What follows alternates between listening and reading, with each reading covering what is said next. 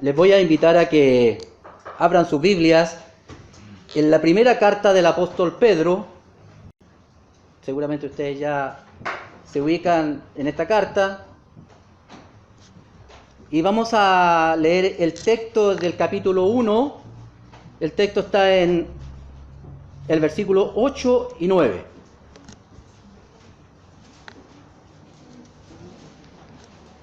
La palabra del Señor dice así: a quien amáis sin haberle visto, en quien creyendo, aunque ahora no le veáis, os alegráis con gozo inefable y glorioso, obteniendo el fin de vuestra fe, que es la salvación de vuestras almas.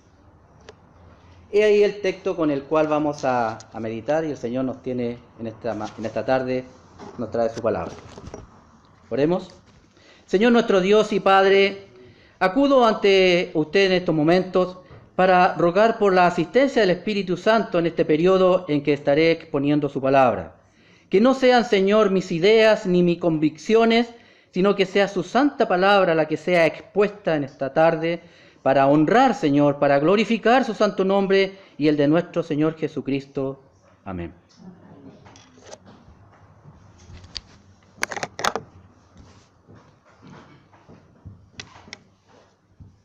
Queridos hermanos, entonces meditaremos en esta tarde. Yo lo tenía puesto en la mañana, pero ya me di cuenta que estamos en la tarde.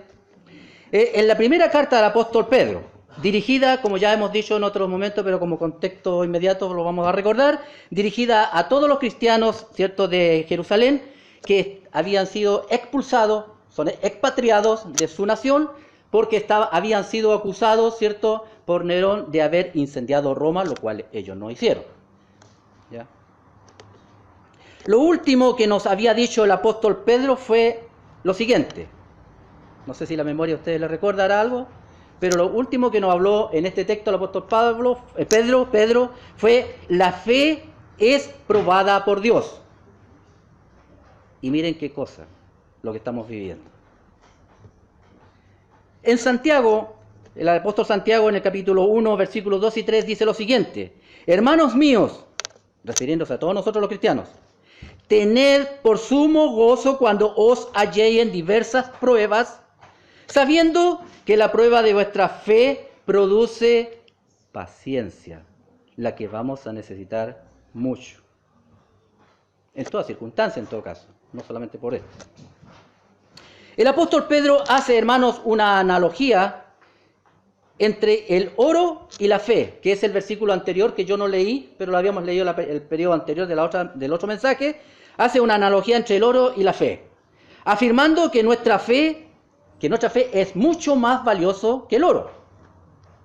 Y la analogía que hace dice que como el oro se prueba y se purifica con fuego para sacarle todas sus impurezas y dejarlo limpio y puro, así también dice que nuestra fe es probada por Dios con fuego para que sea presentada santa y agradable cuando venga el Señor Jesucristo.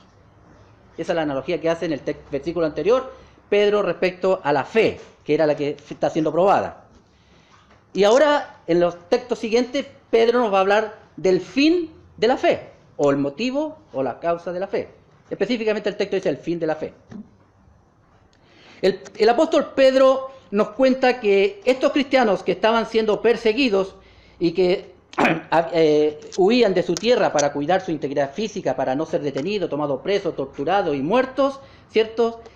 Estos cristianos, hermanos, dice algo muy hermoso, que tiene que ver con la fe. Dice: a quien amáis sin haberle visto. Pedro está hablándole a los cristianos y dice que ustedes, dice, aman a quien no han visto. En quien creyendo, aunque ahora no le ven. O sea, aman a alguien que no han visto, creen en alguien que ahora no lo pueden ver. Y dice más encima: y aún así os alegráis con gozo inefable y glorioso. ¿Qué muestra más grande y maravillosa de fe, o no? No sé si el texto lo ven. A quien amáis sin haber visto. Nosotros amamos, ¿cierto?, a Cristo, cada uno de nosotros cristianos, y no lo hemos visto. y creemos en Él. Y el escritor de la carta a los Hebreos dice claramente lo que definió la vez pasada, la fe, tan bien definida la fe, que dice, es pues la fe la certeza, la seguridad de lo que espero a futuro. Y es la convicción de lo que no veo. Estos cristianos, a pesar de las circunstancias que estaban viviendo de muerte, de prisión, de persecución, se gozaban en creer y tener confianza en aquel que no habían visto, pero sí les había sido predicado. Bueno, el mensaje, siempre se le pone un nombre, tiene la grandeza de la salvación. De eso vamos a meditar hoy día, la grandeza de la salvación. Y como tema central, la salvación. ¿Por qué?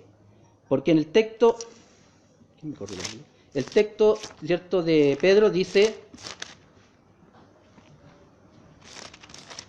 textualmente, dice, obteniendo el fin de vuestra fe.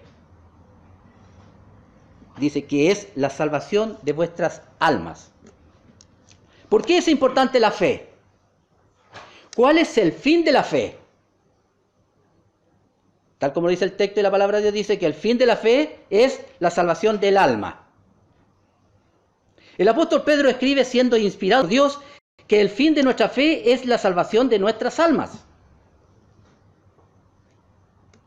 Amados, por la gran solicitud que tenía de escribiros acerca de nuestra común salvación, me ha sido necesario escribiros, exhortándoos que contendáis ardientemente por la fe que ha sido puesta una vez y dada a los santos.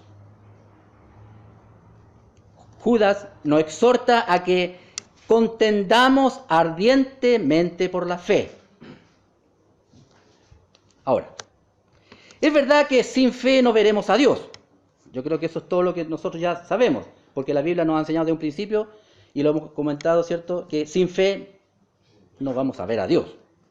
Ahora, y que la fe nos conduce a creer en Dios y que por la fe recibimos la salvación de nuestras almas. Pero la salvación recibida no culmina aquí. Y aquí empieza el tema que vamos a meditar. La salvación no culmina ahí, pues la salvación tiene una condición futura y que es la culminación de la salvación cuando venga el Señor Jesucristo a buscar a su iglesia por segunda vez. Por lo tanto, la salvación tiene una condición presente y una condición futura. Y es algo que debemos saber muy claro. El escritor de la carta a los Hebreos nos deja muy en claro que Cristo es muy superior a los ángeles. Y que todos estos, a los ángeles, son enviados para el servicio en favor de los que serán herederos de la salvación. ¿Qué tiene que ver con que la salvación tenga un presente y un futuro con este texto? Serán herederos de la salvación. ¿Cuándo recibimos herencia? ¿Hoy día o mañana? Las herencias se reciben en un futuro. Está hablando de lo que se va a recibir finalmente de los herederos de la salvación. Pablo escribe a los cristianos de Roma, y esto conociendo el tiempo que es ya ahora de levantarnos del sueño, porque ahora está más cerca de nosotros nuestra salvación. Pero ¿cómo está más cerca ahora nuestra salvación si yo personalmente por Dios, por misericordia, fui salvado hace muchos años atrás? Bien, vamos entendiendo. Porque ahora está más cerca de nosotros nuestra salvación que cuando creímos. La noche está avanzada y se acerca el día. Aquí el apóstol se está refiriendo a que la culminación o el fin de la salvación está mucho más cerca que aquel momento pasado en el que tuvimos fe para creer. Estas expresiones de Pablo son todas expresiones de urgencia impostergable.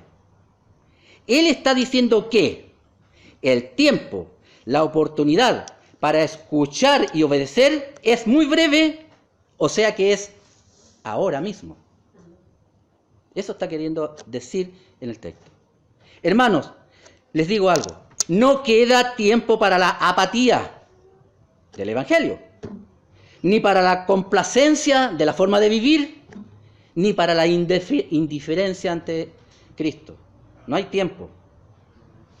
Este discurso, no mío, sino que este discurso que Pablo está diciendo aquí, fue tan fuertemente hecho hace 2000 años atrás por el apóstol Pablo, en el que hace ver el mal e invita a corregirlo. Debería ser hoy mucho más fuerte hasta que el Señor regrese, ya que ahí se acabará, cuando el Señor regrese, se acabará el tiempo para evangelizar en la tierra, porque vendrá el juicio de Dios. Es muy interesante lo que dice Pablo ahí. Ahora, dicho esto, comienzan las preguntas. La gran pregunta es, ¿de qué tenemos que salvar nuestra alma? ¿De qué? Porque el texto nos dice que el fin de la fe es la salvación de vuestras almas. Y alguien se puede preguntar lícitamente, ¿de qué tengo que salvar mi alma? Y la Biblia nos enseña que de la ira de Dios. Amén. Hermano, de la ira de Dios. Hermano, usted me está hablando que Dios tiene ira. Sí, Señor. Y no lo digo yo. Lo dice la palabra, la escritura de Dios. Y lo vamos a ir viendo. Juan el Bautista decía, ¿quién os enseñó a huir de la ira venidera? Cuando estaba predicando la venida del Señor Jesucristo, ¿cierto? Y él predicaba el arrepentimiento y los bautizaba y corrían hacia él, ¿cierto? Y él irónicamente le dice, ¿quién nos enseñó a huir de la ira venidera? Ira, secular, sentimiento de enfado muy grande y violento. Pueden haber otras acepciones. Ahora, ira divina, porque de la ira que vamos a hablar y que no hablaré es la ira de Dios, es una ira divina. Ahora, la ira, el enojo, la indignación son acciones propias de Dios, del Dios Santo, en oposición a lo que no es santo, o sea, al pecado. La ira de Dios es contra el pecado. Muchas personas, e incluso cristianos, preferirían que solo hablásemos del amor, de la gracia de Dios. Pero la verdad es que si dejamos afuera la ira divina de Dios por el pecado, muy poco sentido tendría, y más aún no se podría entender el gran amor de Dios y la maravillosa gracia para el hombre pecador. No se puede entender, hermano, la gracia y el amor de Dios por nosotros si no hablamos de la ira de Dios y por qué está irado Dios. Además, fue el mismo Señor Jesucristo quien habló de la ira divina de Dios y del infierno en los evangelios, y que este era el lugar para los impíos. El mismo Señor Jesucristo, y lo veremos más adelante. De la misma manera ocurre con el pecado.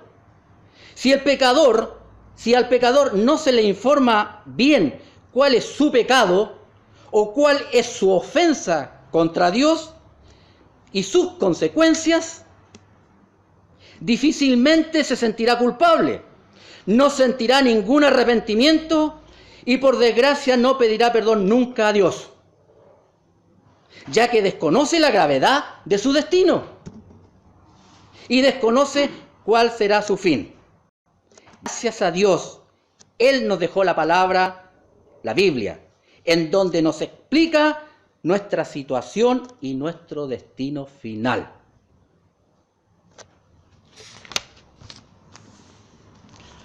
La palabra de Dios nos dice muy claramente que la paga del pecado es muerte.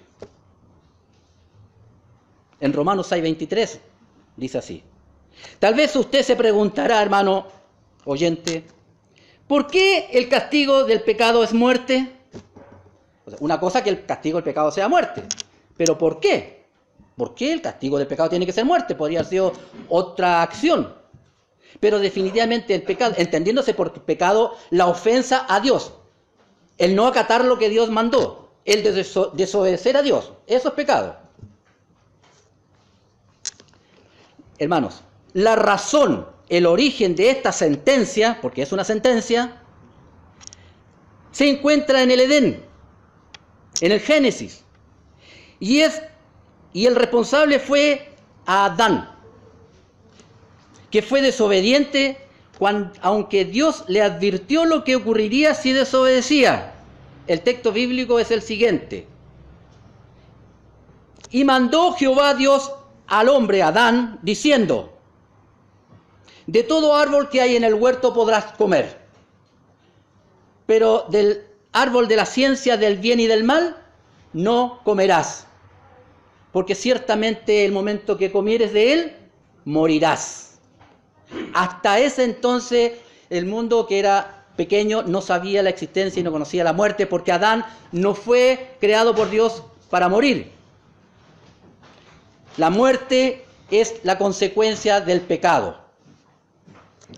Hermanos, hay muchos que piensan y dicen que Dios es injusto porque castigó a Adán a la muerte eterna, a la separación, separación, a la muerte espiritual, separación con Dios, a la muerte física después de un cierto tiempo y a la muerte eterna, ¿cierto? Los tres conceptos de muerte. Es injusto, y la verdad de las cosas que no es injusto, ¿saben? Porque Adán sabía la advertencia. A Adán no se le dejó sin conocimiento, se le dijo que si hacía lo que hizo, las consecuencias estaban claras. Por lo tanto, como el pecado entró en el mundo por un hombre, por el pecado la muerte, así la muerte pasa a todos los hombres por cuanto todos pecaron. Esto es la herencia, la imputación de la muerte a todos nosotros los seres humanos. Ahí todo está dicho respecto a la muerte de Adán. Alguien podrá decir, pero ¿qué tengo que ver yo con Adán? Si Adán no cumplió, yo podría fácilmente haber cumplido lo que él hizo.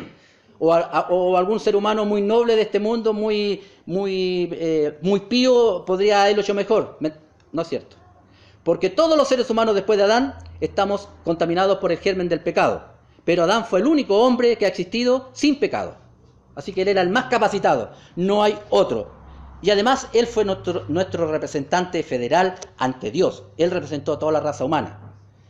Y uno podría decir, bueno, ¿y qué tengo que...? Yo nunca pedí que me representara. Si él pecó, que lo castiguen a él. Sí, claro. Pero después vino adelante otro representante de nosotros, Cristo. Y a nosotros, y gracias a Dios, estamos aquí porque nos ha sido imputada la justicia de Cristo. Entonces, tenemos que aceptar ambas cosas. Se nos imputó el pecado de Adán, pero ahora se nos imputa la justicia de Cristo a nosotros y somos salvos gracias a esa acción. Porque el pecado, tomando ocasión por el mandamiento, me engañó y por él me mató, dice Pablo. Me mató. Estamos viendo que la Biblia nos enseña que la paga del pecado es muerte. También dice, hay caminos que al hombre le parecen derechos. Nos parecen derechos. Pero el fin es camino de muerte. En Proverbios 14:12. Dice, pero ¿qué fruto tenéis de aquellas cosas de las cuales os avergonzáis? Una pregunta. De lo que usted se avergüenza, ¿qué fruto tiene? Ninguno. Porque el fin de ellas son la muerte. Dice Pablo en Romanos 6:21. Dicho eso, y apoyado en la Escritura, de que la paga del pecado es muerte, por eso ahora debemos saber qué. Debemos saber, hermanos, lo siguiente. Dios es juez y justo, y Dios está airado contra el impío todos los días. Salmos 7:11. Ahora, ¿por qué está airado Dios todos los días con el ser humano? ¿Por qué está airado Dios? ¿Por qué está enojado Dios? Cuando delante hablamos sobre la ira, dijimos, ¿por qué se aira Dios? ¿Contra qué se aira? Contra el pecado, la desobediencia. Primero, Dios está airado con todos los seres humanos porque detienen con injusticia la verdad. Segundo, porque habiendo conocido a Dios, no le glorificaron como a Dios, ni le dieron gracias. Tercero, porque cambiaron la gloria del Dios incorruptible en semejanza de imagen de hombre corruptible, imágenes como aves, cuadrúpedos, ciertos reptiles. Quinto, porque deshonraron entre sí sus propios cuerpos. ¿Por qué más está airado Dios? Porque cambiaron la verdad de Dios por la mentira. Sexto, porque las mujeres cambiaron el uso natural por el cual es contra natura. Porque los hombres dejaron el uso natural de las mujeres cometiendo hechos vergonzosos hombres con hombres. La lista es mucho más larga y usted la puede ver en Romanos capítulo 1, 18 al 32. Es mucho más larga. De los pecados por los cuales Dios está airado con el hombre. Ahora veamos algunos textos que corroboran que Dios está airado. Porque, ¿por qué viene la ira de Dios?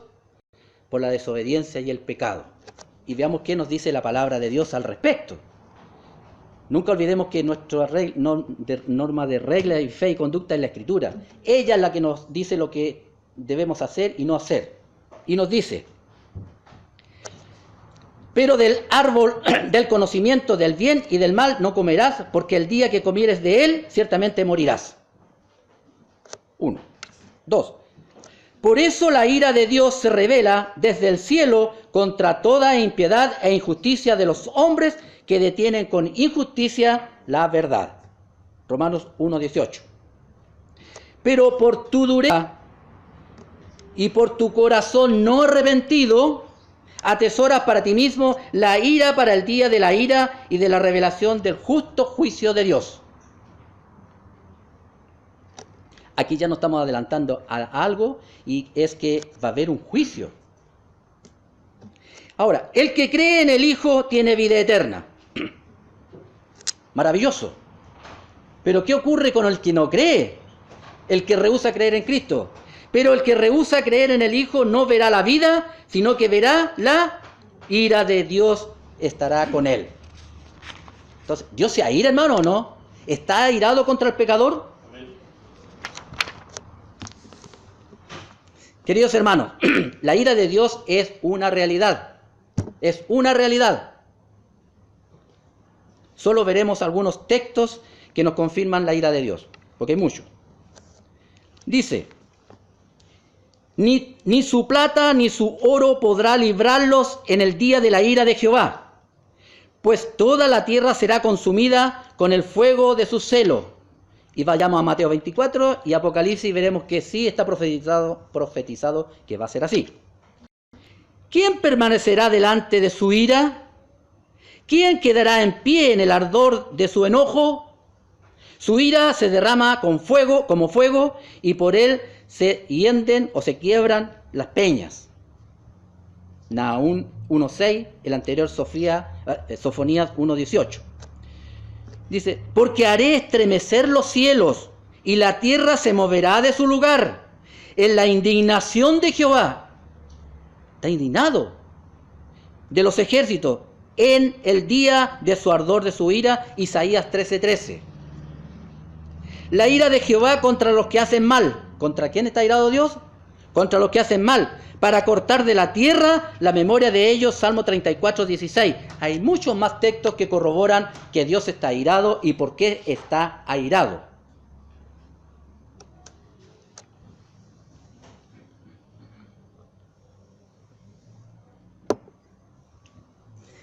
Ahora vamos a ver alguna pequeña cosa respecto a la ira, para que no nos confundamos con la ira humana.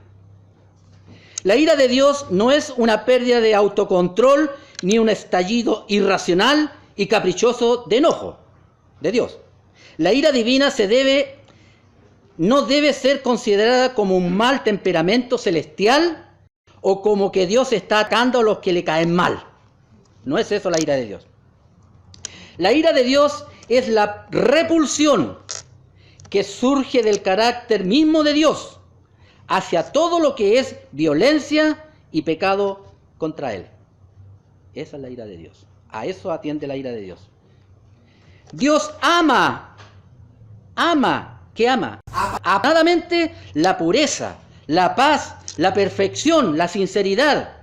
Y es por eso que Él reacciona con ira hacia cualquier cosa o cualquier persona que es impura, que no es pacífica y que no se perfecciona.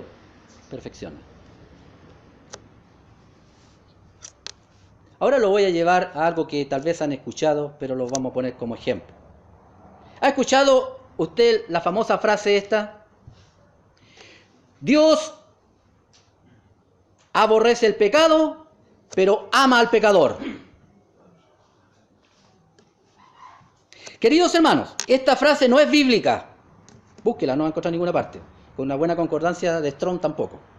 Queridos hermanos, esta frase no es bíblica, porque no está en la Biblia. Esta frase es de un hombre que se llama Mahatma Gandhi, hinduista. Este hombre pertenecía a la tercera religión más grande del mundo. Murió el 30 de enero de 1948, fue asesinado en Nueva Delhi, India. Esta frase, ¿cierto?, que dice que Dios aborrece el pecado pero ama al pecador, esta frase fue tomada por muchos cristianos que en sus mensajes y en los púlpitos y en las predicaciones la mencionan así: Dios aborrece el pecado pero ama al pecador. E incluso muchos llegaron a decir como dice la Biblia. Y no es el único, hay otros textos que también se dicen y no lo dice la Biblia. Ayúdate que yo te ayudaré, tampoco. Veamos lo que dice la Biblia respecto a si Dios ama al impío. A pesar que hemos visto unos textos ya anteriores sobre la ira, pero veamos realmente si Dios ama al impío. Porque tú eres un Dios que no se complace en la maldad. No se complace en la maldad. El malo no habita junto a ti. Los insensatos no están delante de tus ojos. Aborreces todos los que hacen iniquidad. Destruirás a todos los que hablan mentira. Al hombre sanguinario y engañador abomina a Jehová. Y eso está en el Salmo 5, 4 y 6, hermano. No dice en ninguna parte que Dios ama al pecador. El Salmo 7:11 ya leído dice: Dios es juez justo y Dios está airado contra el impío todos los días. La ira de Jehová contra los que hacen mal para cortar de la tierra su memoria.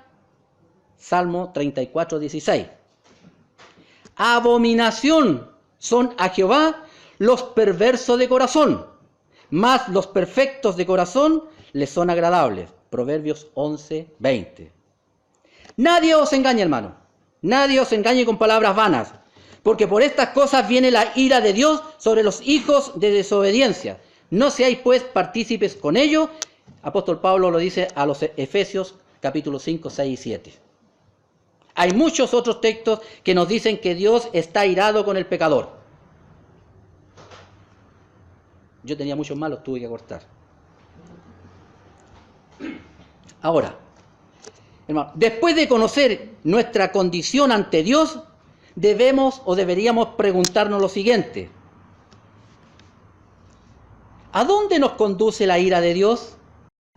Hemos visto que Dios está airado, pero ¿a dónde nos conduce la ira de Dios? Queridos hermanos, la Biblia nos presenta la realidad del infierno eterno, que es un lugar real de ardiente tormento que durará para siempre, para los que rechazan a Jesucristo como su único Salvador. La mayoría de las referencias al infierno en la Biblia proceden de la misma boca del Señor Jesucristo.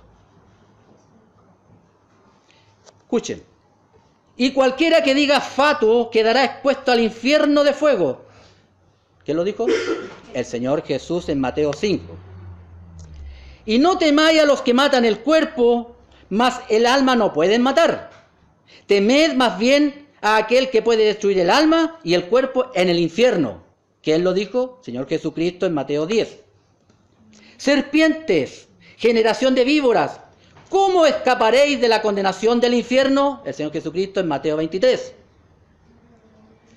El Señor Jesucristo nuevamente: si tu mano te fuere ocasión de caer, córtala. Mejor te es entrar en la vida manco que en el infierno con dos manos. Mateo 9. Y por último, de lo que yo les voy a mostrar: y al que no se halló inscrito en el libro de la vida, fue lanzado al lago de fuego, sinónimo infierno. Apocalipsis 20 Y usted puede anotar citas que siguen con el tema: Mateo 25, Apocalipsis 14, Apocalipsis 20, 14 y 15, que nos hablan que el Señor Jesucristo habló del infierno, porque es real y va a durar para siempre. Ahora, después de todo esto que ha sido expuesto, la pregunta más pertinente sería: ¿quiere usted salvar su alma de la ira de Dios y de la muerte eterna en el infierno, estimado oyente? Si su respuesta es sí, después de lo que ha escuchado de parte de Dios respecto a la condición real del ser humano en estos momentos, ¿cuál sería su siguiente pregunta? Yo creo que sería esta. ¿Qué debo hacer para salvar mi alma de la ira de Dios y no ir al infierno? ¿Qué debo hacer? Queridos hermanos, esa pregunta fue hecha al hombre más importante de nuestra era, al Señor Jesucristo. Queridos hermanos, en la Biblia hay registros que al Señor Jesús le hicieron la misma pregunta, y la respuesta está en la misma palabra de Dios, la Biblia. Ahí está la respuesta. ¿Qué debo hacer para heredar la vida eterna? Esta fue la pregunta que le hizo el joven rico a Jesús en Mateo capítulo 10, versículo 17. ¿Qué debo hacer para heredar la vida eterna? Ahora, y en el Evangelio de Juan está registrada una conversación muy maravillosa que tuvo Jesús con un hombre muy religioso, un fariseo, conocedor de las Escrituras, llamado Nicodemo, que nos revela este tema de qué debo hacer para salvar mi alma, qué debo hacer para ver el reino de Dios. Un fariseo muy conocedor de la Escritura, llamado Nicodemo, un hombre importante entre los judíos, vino de noche ante Jesús para preguntarle algo. Si alguien se pregunta por qué vino de noche, los comentaristas dicen que probablemente, este hombre, siendo fariseo, estaba haciendo como que estaba dudoso y estaba como pensando que lo que predicaba Jesús era cierto. Y como era fariseo, fue de noche para que no lo vieran sus colegas del Sanedrín y todos los demás. Esa es una explicación que dan ellos por qué vino de noche. Ahora, y vino este hombre conocedor de la Escritura, muy conocedor, porque era maestro, y le dice: Rabí, que es maestro, sabemos que has venido de Dios como maestro, porque nadie puede hacer las señales que tú haces si no está Dios con él. O sea, él ya estaba reconociendo lo que le acaba de decir. Él reconocía de que este hombre, Cristo, estaba con Dios, era de parte de Dios. Pero aquí hay algo bien curioso, no sé si usted lo ha visto, pero dice: y el Señor Jesús aquí responde la pregunta no formulada por Nicodemo. Porque si ustedes ven, Nicodemo no hizo ninguna pregunta, solamente le vino y le dijo lo que él pensaba de él. Ya que Jesús dio respuesta a lo que no le preguntó Nicodemo. Ahora, Jesús vio claramente lo que realmente quería preguntar este maestro judío y cuál era su preocupación. El hombre ya estaba preocupado. No debemos extrañarnos por esto, ya que Jesús es Dios y no hay nada que sea oculto a Él. ¿Y cuál fue la respuesta de Jesús? En Juan 3:3 le dice, respondió Jesús y dijo: de cierto te digo. O sea, lo que yo te voy a decir es ciertísimamente cierto, que el que no naciere de nuevo no puede ver el reino de Dios. Aquí está la respuesta entonces para aquel que preguntó qué debo hacer para heredar la vida eterna. Y es la misma respuesta que si usted se está haciendo qué debe hacer para ir al cielo, qué debe hacer para no ir al infierno, qué debe hacer para estar con Dios. Debe nacer de nuevo.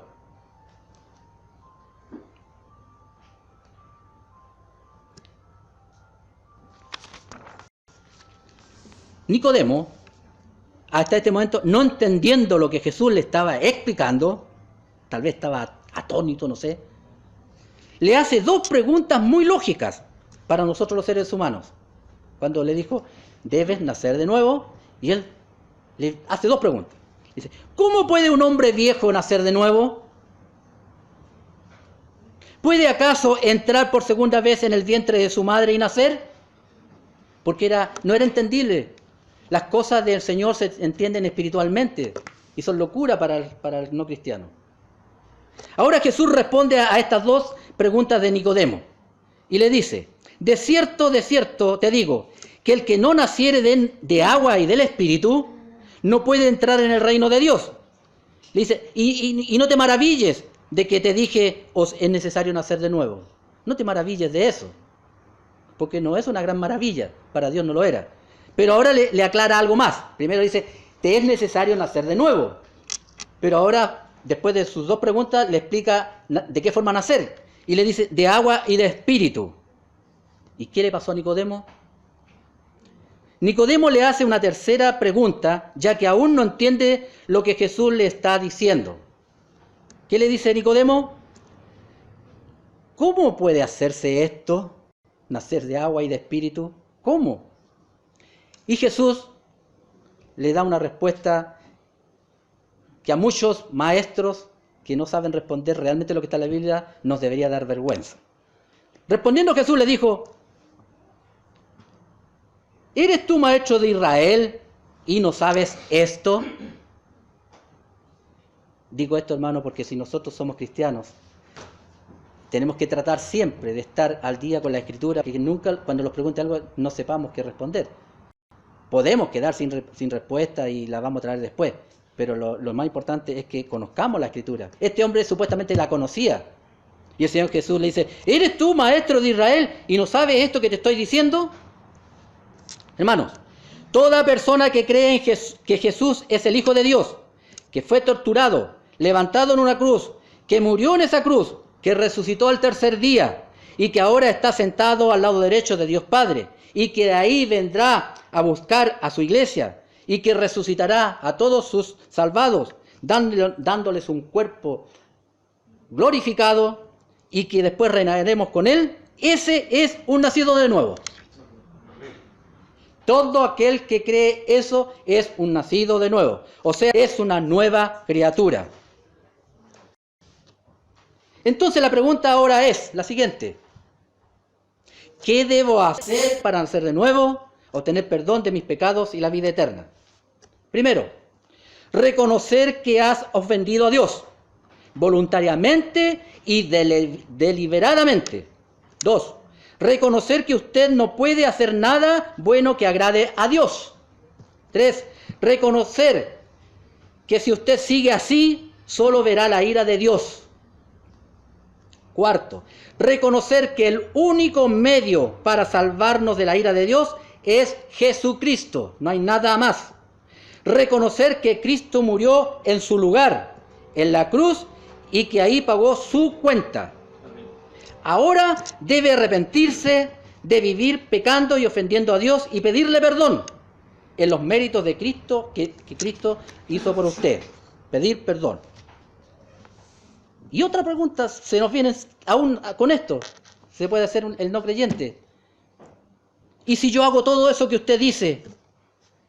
¿Quién me asegura que reconociendo todo esto seré perdonado y recibiré la vida eterna? La Escritura. La Escritura, hermano y estimado oyente, le asegura que si usted actúa así, reconoce que Cristo es Dios, que vino a salvarlo, que murió en la cruz, que resucitó y que vendrá a buscar a su iglesia, que vamos a reinar con Él. Si usted cree todo eso y confiesa con su boca que Cristo es el Salvador, la Escritura nos dice que Él nos perdona de todo pecado. Pero bueno, lo digo yo, así que no vale. Veamos lo que dice la Escritura. Si confesamos nuestros pecados, Él es fiel y justo para perdonar nuestros pecados y limpiarnos de toda maldad, dice Juan 1, 1 Juan 1:9. Porque de tal manera amó Dios al mundo que ha dado a su Hijo unigénito para que todo que aquel cree no se pierda, mas tenga vida eterna. O sea, si usted cree en Cristo, está prometido que va a tener vida eterna. El que cree en el Hijo tiene la vida eterna, dice Juan 3:36. Así que, ¿cómo puede lograr la vida eterna? Aquí se lo está diciendo la palabra de Dios. Que si confesares con tu boca que Jesús es el Señor y creyeres en tu corazón que Dios le levantó de los muertos, serás salvo. Y la palabra de Dios no miente, es verdad. Fue inspirada por el Espíritu Santo. Dios la escribió a través del Espíritu Santo. Jesús le dijo, Hoy ha venido la salvación a esta casa, por cuanto él también es hijo de Abraham, porque el Hijo del Hombre, o sea, Cristo, vino a buscar y a salvar lo que se había perdido. Lucas 19. Y en ningún otro hay salvación, porque no hay otro nombre bajo el cielo dado a nosotros los hombres en que podamos ser salvos. No hay ningún otro medio, ningún mérito, ninguna acción, ningún otro hombre, ninguna institución por la cual nosotros podamos llegarnos a Dios y recibir la salvación y la vida eterna que no sea Cristo. De cierto os digo, que el que cree en mí, ¿y quién lo dice? Jesús, Dios, tiene vida eterna. Otros textos que confirman lo mismo, Juan 5:24, 2 Timoteo 1:9, Hebreos 9:27, Juan 3:16 y 17. Por lo tanto, si usted reconoce que la ira de Dios está sobre usted por su pecado que heredamos de Adán y que fue imputado a nuestras vidas, Dios puede imputarle la justicia de Cristo a usted y salvarlo. Pero usted tiene que creer, tiene que hacer activa esa fe y creer en Cristo, en lo que hizo. Conclusión. Por la desobediencia y el pecado del hombre existe el infierno y la ira de Dios. El hombre, por su desobediencia y pecado contra Dios, merece muerte eterna. ¿Qué más concluimos? La salvación de la justa ira de Dios y del infierno de fuego es posible. Dios, en su amor, envió a su Hijo para que muriera en nuestro lugar, pagando Él por nuestros pecados. Jesucristo es la única solución para salvar nuestras almas de la muerte eterna y no ir al infierno. Pregunta: ¿cuál será su decisión frente a la obra que el Señor Jesucristo realizó por usted? Solo hay dos alternativas. Que usted diga que sí o que siga rechazándolo. Si lo rechaza, ya ha escuchado cuál es su destino. La ira de Dios está sobre usted y tiene un lugar definido esperándolo allá en el infierno, el lago de fuego. Aplicación. Estimado oyente, escuche muy bien lo que... Estimado oyente, estimado hermano, de aquí en adelante, de hoy, domingo 15, usted ya sabe cuál es su condición ante Dios. Así que no tendrá excusa, pues Dios ya le explicó cuál será su destino eterno. La responsabilidad de la vida eterna y la salvación dependen de vuestras almas, depende de usted. ¿Podría, hermanos y oyentes, ser esta la última vez que usted escuche el llamado de Dios? Porque no sabemos qué va a pasar en el siguiente minuto en nuestras vidas. Así que considérelo, porque podría ser esta la última vez que Dios le llama a reconocerle como pecador, y Dios quiere salvar su vida, Dios quiere cambiarlo, como escuchábamos en la clase de Dante. Una nueva vida, lo viejo allá y nuevo acá con Dios. Y ahora, si es así, va a pasar a ser de enemigo de Dios a ser un hijo de Dios. Amén. Y de haber sido un amigo, hijo de Satanás, va a ser un enemigo de Satanás. Oremos.